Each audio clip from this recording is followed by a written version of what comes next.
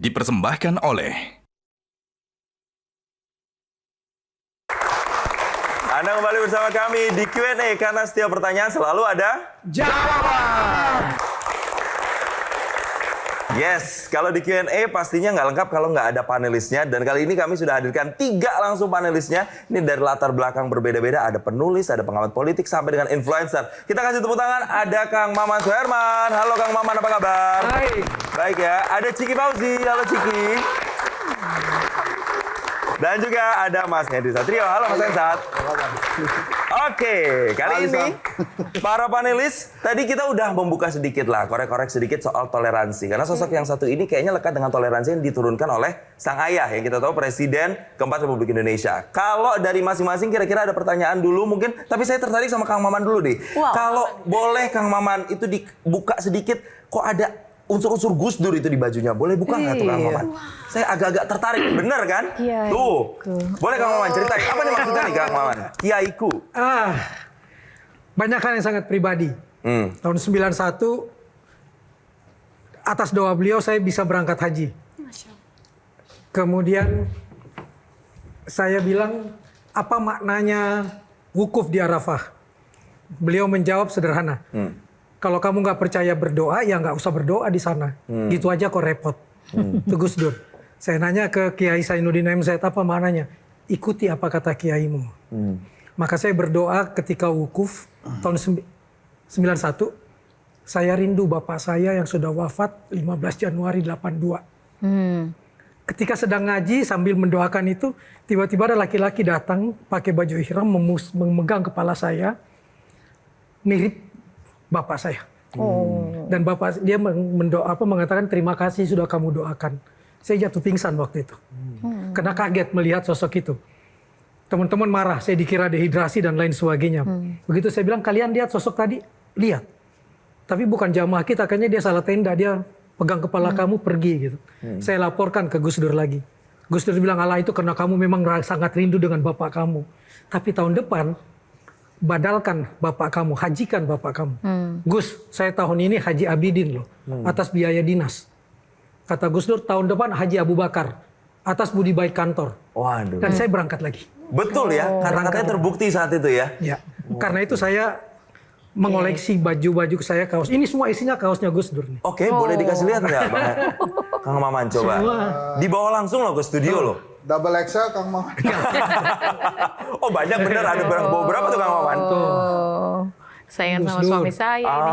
Naik Nih. motor Naik ya. Bang. Itu Vespanya dulu. Di Vespanya Gus Dur. Waktu Gus Dur sering nulis dan jadi wartawan. Iya. Ini kesetaraan. Oke. Oke. Bapak kesetaraan bukan cuma Bapak Tionghoa. Iya. Itu ada Iya, lambang-lambang iya. agama juga ya Kang Maman ya? Agama. Ini. Kemudian sama ini yang hitam juga kesetaraan. Wow. Ini saya jualan nih. Ini The Good Father. The Good Father. Kalimatnya yang paling menarik, kemanusiaan harus dibela tanpa syarat. Ini di sini. Iya. Sebegitunya ya pengaruh atau influence seorang Gus Dur untuk seorang pribadi Kang Maman ya. Sangat. Nah karena itu kaosnya udah banyak, pertanyaannya banyak nggak nih kira-kira untuk Mbak Alisa? Ada pertanyaan apa nih? Kang Maman silakan.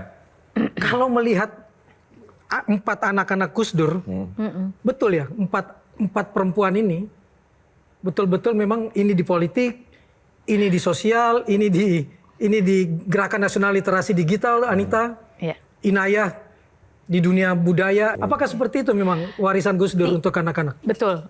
Tetapi itu kami mencari sendiri. Mencari Justru sendiri. Gus Dur itu membebaskan kita. Bahkan beliau selalu mengatakan bahwa memilih jalan itu nggak harus lihat Bapak gitu. Jadi kami benar-benar didorong untuk mencari sendiri, kamu pengennya apa gitu. Dulu waktu mau kuliah saja, waktu saya tanya, Pak aku pengen kuliah di yang universitas yang keren dong, UI. Tapi aku pengen tinggal di Jogja, seperti ibu dulu dan Gus Dur juga kan mondok di Jogja.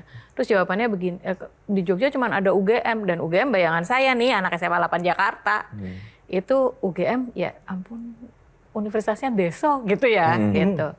Terus saya tanya gitu ke Gus Dur, saya harus milih mana? Terus jawabannya begini, sekolahnya bagus, kalau orangnya jelek, ya hasilnya tetap jelek. Sekolahnya jelek, tapi kalau orangnya bagus, ya hasilnya tetap bagus, gitu. Jadi rupanya bukan sekolahnya yang penting, Tapi kitanya. Dan ternyata setelah saya masuk UGM, ternyata UGM jauh lebih keren sih dari UI. Ya karena saya UGM. Jadi lebih bangga sama mater gitu. Iya. Dan Jadi kita mencari sendiri. Adikmu Mas. juga di UI malah disuruh pindah ke DKV Trisakti ya? Iya, itu juga pilihan dia sendiri sebetulnya gitu, Yeni. Intinya adalah setiap kali kita nanya gitu, jawabannya selalu, lah kamu pengennya kemana? Kamu ininya kemana? Konsekuensinya apa? Bisa nggak nanggung konsekuensinya? Bisa. Ya udah, gitu. Itu yang justru membuat kami akhirnya mencari jalan yang terbaik ketika kami mulai mendalami ya, benar-benar mendalami dengan bekal diri sendiri gitu kan, nggak ada yang ngatur. Nah akhirnya jadi kita malah saling melengkapi aja. Ketika tahu interestnya Mbak Alisa tuh ke sosial dan juga ngambil kuliahnya psikolog, responnya seorang Gus Dur waktu itu gimana tuh? Gus Dur waktu itu suka kalau lagi ngobrol sama teman-temannya atau di forum gitu, ini anak saya masuk psikologi tuh karena tahu nanti 20 tahun lagi, 30 tahun lagi di Indonesia banyak orang gila. Gitu jawabannya. Ada ya statement kayak gitu ya? Iya, tapi secara pribadi beliau bilang gini, kamu konsentrasinya pengennya apa sih gitu? Aku sih tertarik pendidikan Pak gitu. Oh ya bagus lah, soalnya pendidikan di Indonesia itu penting untuk diperhatikan gitu, untuk dipikirkan lebih dalam. Tapi setelah itu dalam perjalanan saya lebih banyak di LSM, jadi ya sudah terus lupa sama pendidikan. Ya itu yang kemudian masih dikerjakan sampai dengan sekarang. Masih pendidikan anak usia dini masih ya. Pendidikan keluarga masih. Gitu. Kita kasih tepuk tangan dong untuk Mbak Alisa dengan kiprahnya. Oke. Sebelum ke Mbak Ciki, saya juga melihat Mas Hensat ini tadi senyum-senyum. Kira-kira mau nanya apa sih Mas Hensat? Banyak orang yakin Gus Dur itu wali Allah. Menurut keluarga tuh gimana? Kalau ditanya Gus Dur kan wali. Beliau jawab, iya, wali murid. Beliau selalu menjawabnya begitu. Nah, karena ada beberapa ya, misalnya di pengajian di sekitar rumah itu, beberapa guru ngaji saya berkali-kali mengatakan bahwa ini salah satu wali di zaman ini yang dimiliki oleh Indonesia.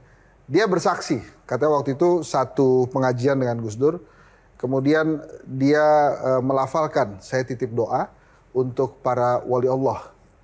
Nah, kemudian dia melihat ke kanan, Gus Dur melihat dia dan mengucapkan terima kasih. Sejak saat itu dia makin yakin kalau Gus Dur itu wali Allah gitu ya. Nah, keluarga nih yang saya tanya, merasakan keistimewaan itu nggak seperti yang dirasakan umat Islam lainnya? Kalau merasakan keistimewaannya, apakah merasakan? Merasakan, betul. Merasakan betul. Tetapi kami tidak ingin kemudian takabur gitu ya. Jadi ya sudah Allah saja yang menentukan apakah wali atau tidak, itu Allah dengan Gus Dur. Tapi kami ya melihat keistimewaan itu. Saya punya cerita waktu umroh dengan ibu, setelah Gus Dur wafat, umroh dengan ibu, lalu diiringin sama teman-teman yang waktu itu sedang bekerja sebagai buruh bangunan merenovasi Masjidil Haram. Terus ada satu tuh yang cerita sama saya gini, Mbak, saya tuh kemarin dimimpiin oleh Gus Dur gitu, sebelum saya kesini gitu. Saya tuh sebetulnya Mbak harus kesini tuh setengah tahun yang lalu, tapi terus nggak jadi-jadi gitu. Salah satunya karena anak saya, dia bilang, saya punya anak umur 3 tahun, hilang. 3 hari. Jadi setelah 2 hari dilaporin polisi, belum ketemu gitu. Malam ke-3, malam ke-4, dia dimimpiin Gus Dur. Terus dibilangin gini, nggak apa-apa, anaknya sedang main, besok pulang. Terus besoknya anak itu diantar oleh orang. Nah, karena yang bercerita adalah si bapak itu sendiri, kita mau bilang apa gitu kan. Dan yang bercerita mereka dikunjungi oleh Gus Dur dalam mimpinya itu banyak sekali. Kepada saya pribadi itu banyak sekali. Jadi kami sangat meyakini keistimewaan itu, dan tentu dalam pengalaman-pengalaman pribadi juga ada.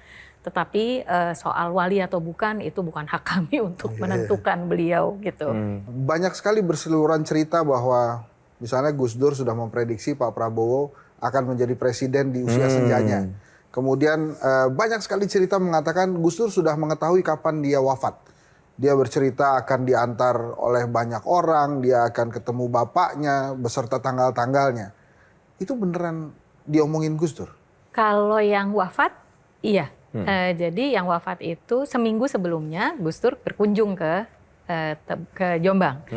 Alasannya karena dipanggil oleh Mbah Hashim Asy'ari gitu. Saya ingat banget karena saya nelpon, saya posisinya di Jogja, saya menyampaikan bahwa bapak kan kondisinya lagi nggak fit, kundur aja, pulang dulu ke Jakarta karena waktunya cuci darah gitu. Terus beliau bilang nggak bisa, soalnya bapak dipanggil Mbah Hashim gitu. Nah terus nggak kuat, akhirnya ke rumah sakit Jombang. Nah di rumah sakit Jombang itu tiba-tiba ngomong sama adik sepupunya, Dek, aku minggu depan balik ke sini, tolong sampean yang baca doa gitu. Dan benar 1 minggu setelahnya persis kita mengantarkan beliau untuk dimakamkan gitu. Dan malam itu juga, itu kan malam Natal ya, karena 7 hari sebelumnya kan gitu, seminggu benar-benar seminggu lagi gitu. Itu beliau menelpon Romo Beni Susetyo. Nah, Romo Beni itu bilang bahwa Gus Dur menyampaikan bahwa ini aku minggu depan ke Jogja dianterin orang banyak, di Jogja. Ke Jombang dianterin orang banyak. Itu memang ngomong begitu sih waktu itu. Nah, kalau yang soal Pak Prabowo itu sampai sekarang saya tidak mendengar langsung. Yang ada itu adalah video ketika diwawancara ditanya Gus Dur dari semua ini, beberapa tokoh ini siapa yang akan jadi presiden? Terus Gus Dur menjawabnya yang paling ikhlas kepada rakyat itu Prabowo gitu. Di antara yang itu. Ada saat itu ya. Iya, dan setelah itu sebetulnya tidak menyebutkan bahwa beliaulah yang akan jadi presiden, tetapi kita dapat insinuasinya itu gitu. Gitu. Tapi kalau yang kepada pribadi kita nggak tahu ya, yang soal akan menjadi presiden di masa tua, karena Gus Dur kan bergaul dengan banyak sekali orang, cerita dengan banyak sekali orang. Muhaimin Iskandar.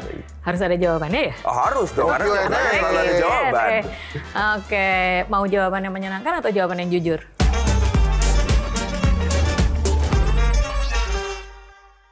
Dipersembahkan oleh Jelajahi cara baru mendapatkan informasi. Download Metro TV Extend sekarang.